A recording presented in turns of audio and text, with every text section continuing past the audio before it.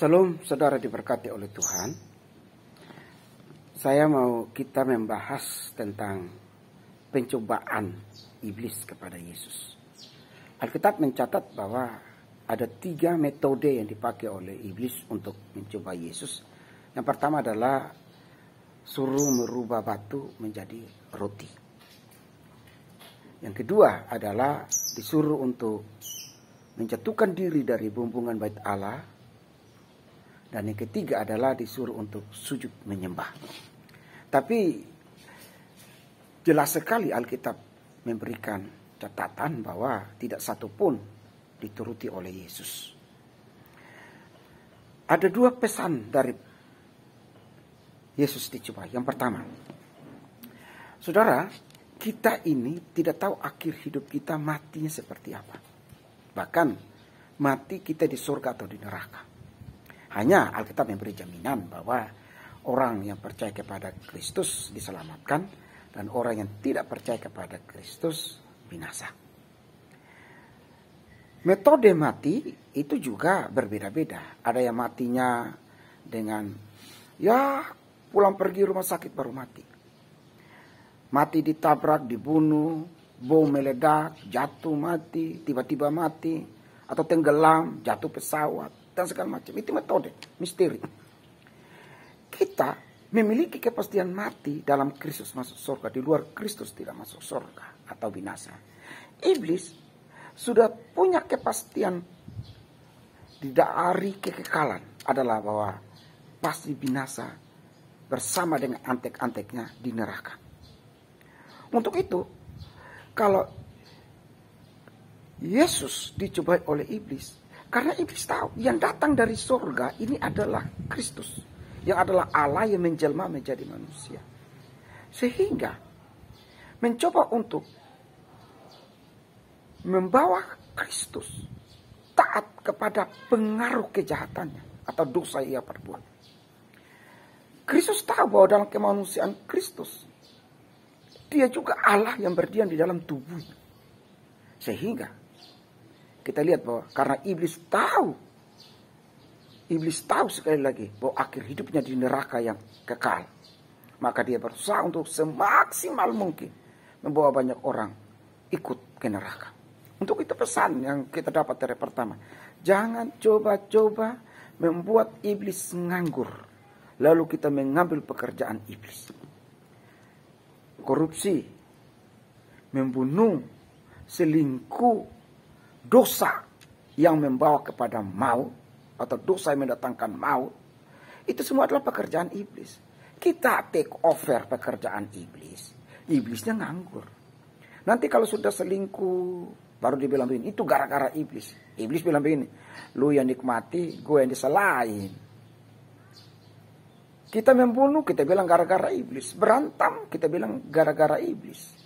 Iblisnya tenang, iblisnya diam, iblisnya cuma hanya mangup-mangup lihat kita yang ambil pekerjaan iblis.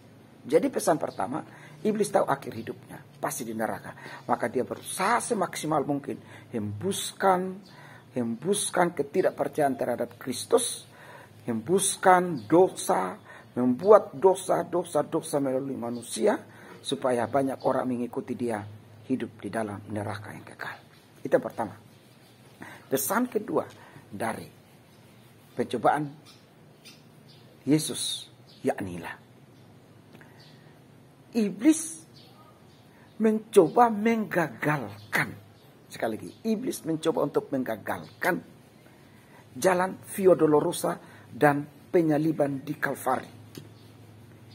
Saudara, kita ini tahu Allah menjadi manusia tatkala Kristus menjadi manusia. Malaikat membawakan berita kepada Maria dan kelahiran Kristus ditandai dengan berita malaikat kepada para gembala. Hari ini telah lahir bagimu juru selamat, yaitu Kristus Tuhan di kota Daud. Artinya bahwa karena iblis ini makhluk surgawi yang kehilangan otoritas tapi tidak kehilangan akses. Yaitu apa? Dia tidak pernah mati. Dia tahu Adam dan Hawa dulu di Taman Eden jatuh seperti apa, dia tahu. Dia tahu Batranu, dia tahu Simpson, dia tahu Daud selingkuh. Dia tahu Henok terangkat ke surga karena dia makhluk surgawi. Tapi dia kehilangan otoritas. Nah, dia tahu bahwa yang datang dari surga menjadi manusia namanya Kristus Yesus. Untuk itu, dia berusaha semaksimal mungkin menjegal, membatalkan, menggagalkan, hancurkan program Allah ini. Yaitu kalau boleh Kristus Yesus tidak mati di Bukit Golgota. Ini sama dengan orang mencegah sebuah kejahatan. Dan iblis tahu kalau Yesus mati di Bukit Golgota, maka orang yang percaya kepada namanya terjadi keselamatan. Keselamatan terjadi, pendamaian terjadi antara langit dan bumi, pendamaian terjadi antara surga dan bumi. Murka Allah ditimpakan kepada Kristus yang tersalib, dan kita manusia memperoleh anugerah sehingga kita tidak langsung mendapatkan murka dari Allah karena dosa kita itu, tetapi murka itu ditahan, dikafir, dikipur dalam bahasa Ibraninya oleh Kristus di Bukit Golgota. Dengan salib itulah maka murka Allah dari atas yang menyala-nyala, murka Allah yang begitu hebat dan dahsyat itu ditahan oleh Kristus melalui salib. Dan dari salib itulah mengalir anugerah yang menggantikan murka dengan belas kasihannya Allah. Iblis tahu ini, sehingga iblis menggagalkan dengan cara apapun, termasuk kalau Yesus jatuh dari bumbungan bait Allah dan kakinya patah atau kakinya kaseleo, maka korban itu tidak sempurna. Perjanjian Lama mengisyaratkan, mencatat bahwa setiap domba yang melambangkan, mensimbolkan Kristus adalah harus sempurna. Para imam memeriksanya, karena itu akan dipakai sebagai sistem korban, maka harus korban yang sempurna. Nah, Kristus pun demikian. Kalau ia jatuh dari bumbungan bait Allah, ada cacat pada tubuhnya, maka tidak memiliki atau pantas dan layak menjadi korban yang sempurna. Bukan cuma itu. Waktu terjadi angin sakal, Yesus tidur. Bagaimana kalau Yesus mati tenggelam? Masa kita merubah ayat itu dalam Yohanes 1 ayat 29, lihatlah anak domba Allah yang datang menghapus dosa dunia. Kita bilang, lihatlah anak domba Allah yang kakinya patah menghapus dosa dunia. Lihatlah anak domba Allah yang mati tenggelam menghapus dosa dunia. Maka korban tidak sempurna. Iblis tahu ini. Karena korban di Bukit Golgota harus sempurna. Supaya Yesus berkata, tetelestai niselom, atau sudah selesai, sempurna semua sistem korban di dalam dirinya.